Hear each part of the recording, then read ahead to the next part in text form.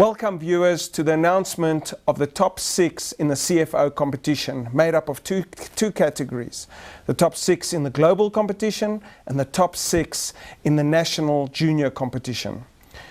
Before I start, I'd like to introduce myself. My name is Johnny Eliades and I've been honored and privileged to be part of this competition since last year.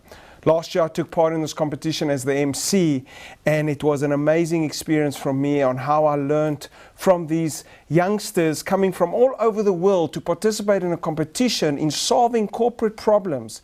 Problems that I think at times maybe the best companies in the world wouldn't be able to solve. And these students came up with solutions and innovative ideas. It was very exciting.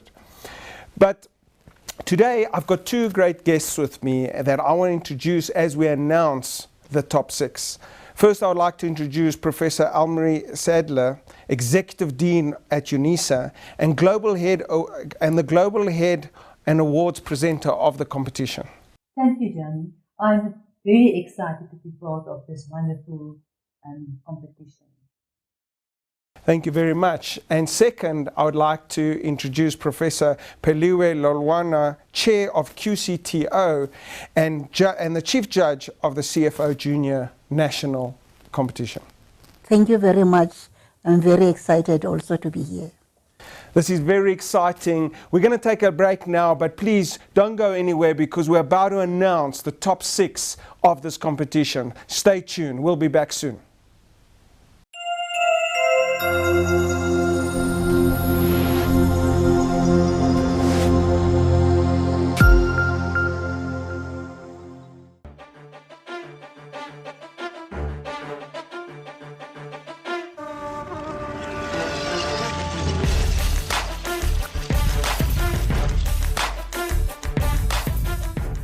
All right, perhaps we should start with where the idea was born. In 2014, we set up the CFO case study competition effectively to create an aspiration, to create that dream as a platform for young people in the area of accounting and finance.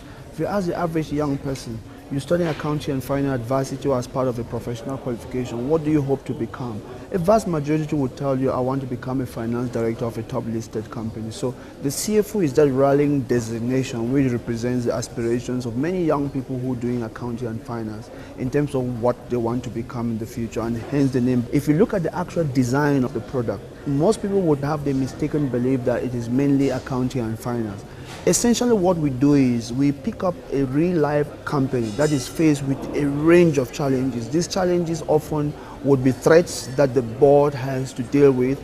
It would be opportunities that display commercial acumen in terms of how the board can exploit those opportunities. It could be fundamental weaknesses that make it difficult for the company to move forward in terms of the strategic aims. Solving real-world challenges today, it requires some degree of integrated knowledge. So actually what we do is, on the basis of these opportunities, threats and weaknesses that this company is faced with, we actually go deep into their curriculum, identify all the principles, rules and conventions, data that we could construct to mirror and reflect what this company is faced with today or what they may have faced with in the past.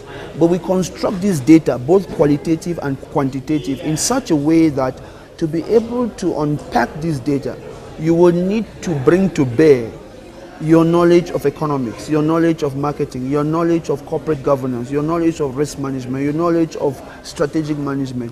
Obviously, given that it is a finance-oriented case study competition, you will often find that about 40% of the knowledge and skills that you're going to need to actually do well in this competition would come from the 4 broad strands of accounting and finance. That will be taxation, that will be financial accounting / reporting, that will be management accounting as well as auditing. So we're trying to hone that business acumen, that leadership acumen, that decisiveness in this young people to be sure that they can grapple with this data, remain technically savvy as it is expected from a chief financial officer, but be able to go beyond the technical savvy and look at the commercial side of the business, the strategic side of the business, where the board is short-term, long-term, external issues based on internal issues, to try and give them this rounded understanding. I happen to have been a student leader on one side. I'm actually a lecturer currently. I happen also to have been an employer. One of the fundamental challenges that we are faced with as a country, as a continent, and in fact, various nuances of this problem are faced in different parts of the world, has been how to cure that disconnect between what is actually happening in the classroom. We have a lot of instances where the average young person leaves from school, has a first degree, probably take him 10 years to finally understand or figure out all those principles and conventions of learning at school, actually what it means in the real world. But it cannot be the case that you would have to take this long period. It's about time we start bringing real world challenges into the classrooms. The average young person comes out from school, the parents are already laden with debts that have been incurred over the years to pay their school fees.